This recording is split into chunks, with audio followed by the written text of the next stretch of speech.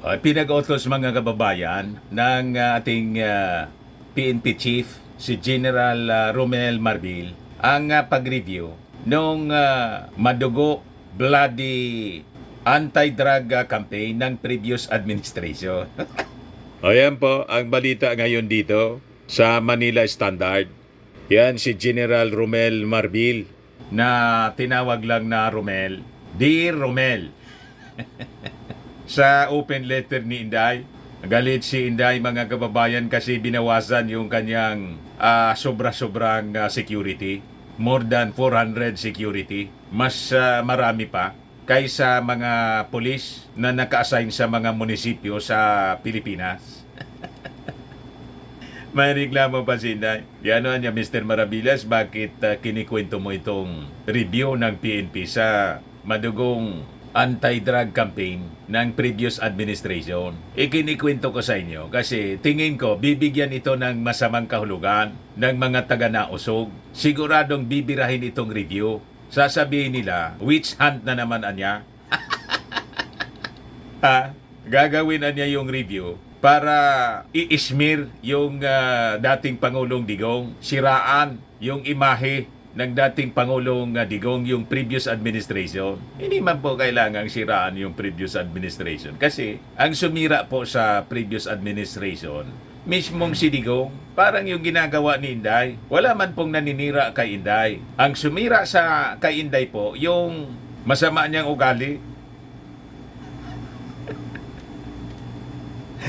Kung hindi ba naman siya nagtantrums po dahil sa pag-alis ng kanyang confidential funds, hindi sana masisira si Inday. Hindi sana bubulusok yung kanyang ratings po. Kailang alangan man kami pa yung mag-advise kay Inday. Di ba? May mga handler siyang magagaling siguro. Pero ayos na ayos yung ginagawa ni Inday. Ikaw talaga niya, Mr. Maravillas. O di ba, maganda? Sabi ng kanyang mga supporters. Maganda daw. Ipagpatuloy ninyo kasi maganda. Sige lang. Effective. Siraan ninyong siraan yung ating Pangulong Bongbong Marcos. Effective siya. Di, bakit anya kasi i-review? Maganda po yung layunin ni General Marbil. Ayan po. Sabi po niya rito, we aim to address the drug problem without resorting to bloodshed. Philippine National Police Chief Police General Romel Francisco Marbil has announced a recalibrated approach that prioritizes targeting the sources and the supply chains of illegal drugs rather than focusing on street-level pushers and users. So tama po kasi yung dapat na treatment natin, ito na yung ginagawa ngayon. Effective siya. Ang tina-target po yung source. Kasi kung tatargetin mo yung mga street pushers po, sa totoo lang, itong mga users and pushers po, although kailangang i-aresto natin sila para sa rehabilitation, yung mga taong yan po, biktima rin po ng droga. Ang totoong nambibiktima po, yung mga drug lords. So, dapat po, ang target yung mga drug lords. Yan ang recalibrated approach na pinapaliwanag ni General Marbil. So, sabi niya rito, this approach is designed to be more effective and less bloody campaign by placing a premium on human rights in addressing the drug problem at its core. So, itong review siguradong mamasamain naman ng mga nausog vloggers. Sasabihin, sinisiraan niya kasi yung previous administration. Minamasama yung drug war noong previous administration. Masama man talaga po. Mas matindi pa yung yung casualties po sa bagyong Yolanda. Yung casualties nung Typhoon Yolanda po, 6,000 plus. Siguro mga 10,000 ganyan. Kasi yung ginawa ni Pinoy, hindi na nagbilang.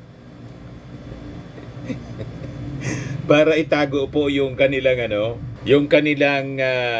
incompetence. Napakalawsi po yung response ng gobyerno ni Pinoy sa pagsaklolo sa mga nasalanta ng bagyong Yolanda. Kaya nag-stop na sila sa body count. Kaya yung nasa record po, 6,000 plus. So mas malala pa po yung casualties. Mas matindi sa drug war ni Digong. Ang sabi, ang report din nila, 6,000. Pero sabi ng mga human rights groups, umaabot na mga close to 30,000. So, madaling sabi, in terms of casualties mga kababayan, by comparison, 5 times na mas malala ang drug war ni Digong kaysa sa tumama na Super Typhoon Yolanda.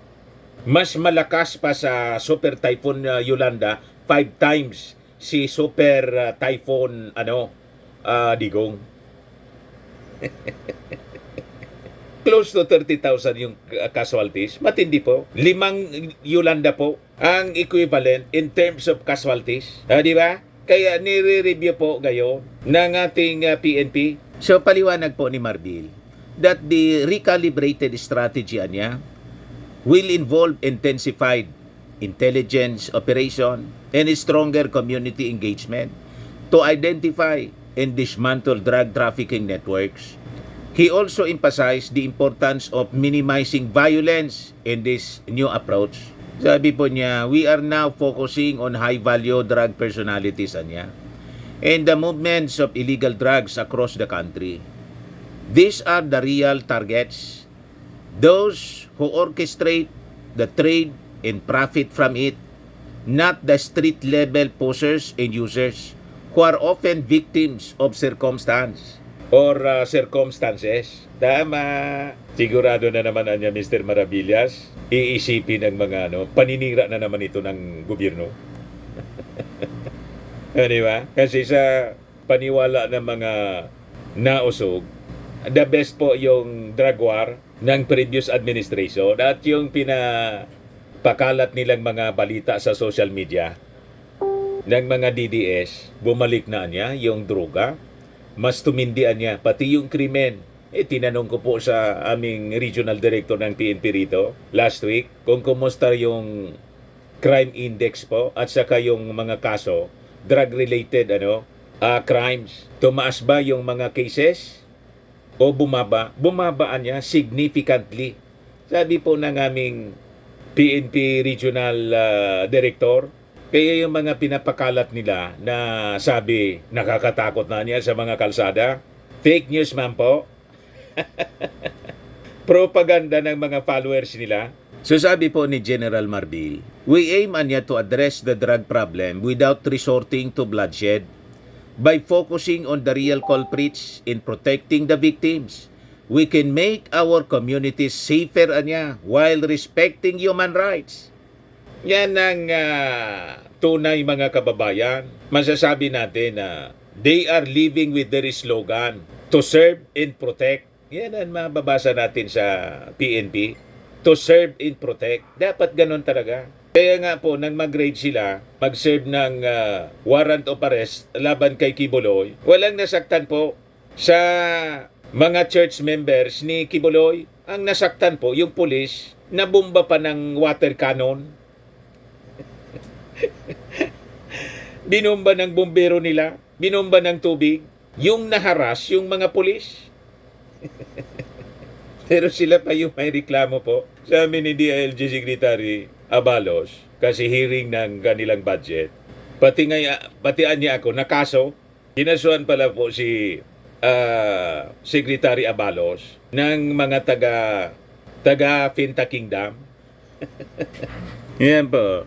Sabi rito sa balita, Abalos bears raps versus him. PNP over June 10 raid of Kibuloy Lair. Siya pa yung nakasuhan. Kasama sa kinasuhan yung ibang mga high-ranking officials din ng PNP. Tinatanong kasi siya, mga kababayan ni Kabataan Party List Congressman Raul Manuel. Sabi ni Raul Manuel, kapag big personalities talaga, parang ang hirap-hirap aristuhin. Pero kapag ordinaryong tao, ang dali-dali lang hulihin at nagiging biktima pa ng red tagging na nagpapatuloy pa rin hanggang ngayon. Galit na galit ito mga militant congressmen sa red tagging. Hindi naman kailangan i-red tagging po kayo kasi alams na ng mga nasa gobyerno kung sino yung mga reds. Di ba? Pakinggan natin yung sinasabi ni Raul Manuel, mga kababayan. Kapag mga big personalities talaga, parang hirap-hirap na arestuhin ng PNP. Pero kapag ordinaryong tao, ang dali lang na hulihin tsaka maging biktima pa ng red tagging na nagpapatuloy pa rin hanggang ngayon. So, kailangan talagang mag-ayos, Madam Chair, at hindi dapat yan pabayaan lang. So, that would be for the first round, Madam Chair. Thank you. Madam Chair, just a comment. I would just like to place it on record na hindi ho kami ganon. As far as Kibuloy is concerned and the others, ginagawa namin. In fact, dinimanda po kami on record. Nakadimanda po ako ngayon, ang PNP, dahil sa pag-raid po namin sa Kingdom of Jesus. And we are going to answer these accusations against us. Just for the record, hindi po kami ganon. Maski sino po, hahanapin po namin. Salamat po. Ayun, sinupalpal mga kababayan ni Secretary Abalos, si Manuel. Buti nga.